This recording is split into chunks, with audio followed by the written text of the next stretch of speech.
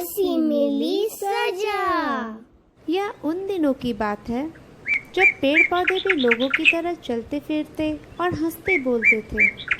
जैसे लोग एक जगह से दूसरी जगह आते जाते हैं, घूमते हैं, वही हाल पेड़ पौधों का भी था।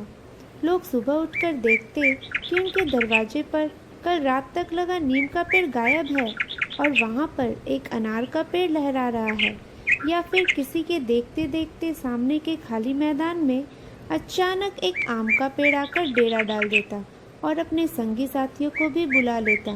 कुछ ही देर में लोग पके हुए आम तोड़ लेते।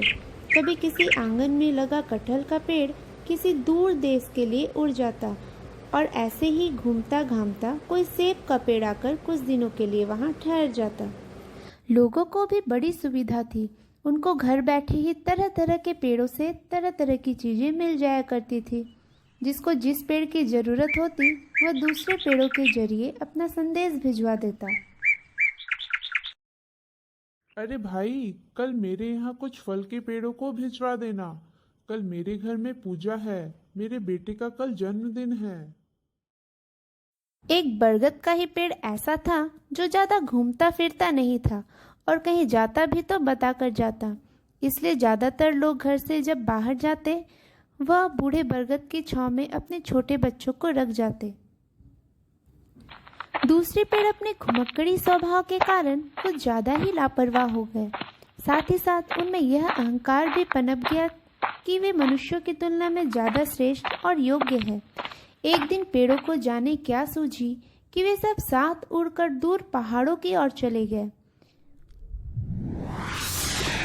इस तरह हरे भरे पेड़ों के गायब हो जाने से चारों तरफ सूखा पड़ गया। धरती सूखने लगी।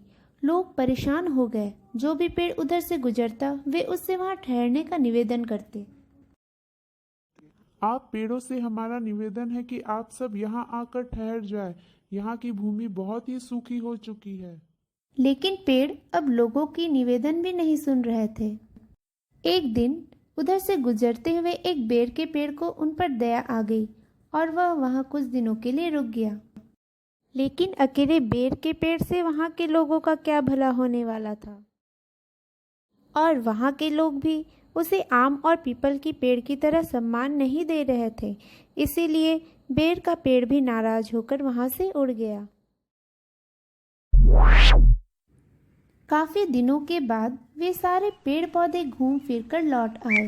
जंगल फिर से हरा भरा हो गया, मगर इस बार वे कुछ ज्यादा ही अहंकारी हो गए थे। जब उनका मन होता वे फल देते, जब मन होता वे छाया देते, जब मन होता वे हवा देते। लोग पेड़ों को समझाते बुझाते, उन्हें विनम्रता से रहने की सलाह देते, मगर पेड़ टस से मस नहीं होते थे। पेड़ कहते, हम क्यों तुम्हारी बात सुने? हम क्यों तुम्हारे आगे झुके? हम तुमसे बहुत बड़े और लोग ऊंचे पेड़ों हैं। के घमंड को देखकर चुप हो जाते। एक बार गर्मी की तेज धूप में दो बांस के पेड़ आपस में किसी छोटी सी बात पर लड़ पड़े। दोनों के टकराने से चिंगारी निकली और उस एक चिंगारी ने देखते ही देखते पूरे जंगल में आग लगा दी। आग बढ़ने लगी। चारों ओर अफरा तफरी मच गई। सिर्फ पेड़ पौधे ही नहीं, उस आग में जंगल के अधिकतर जानवर और लोग भी जलने लगे।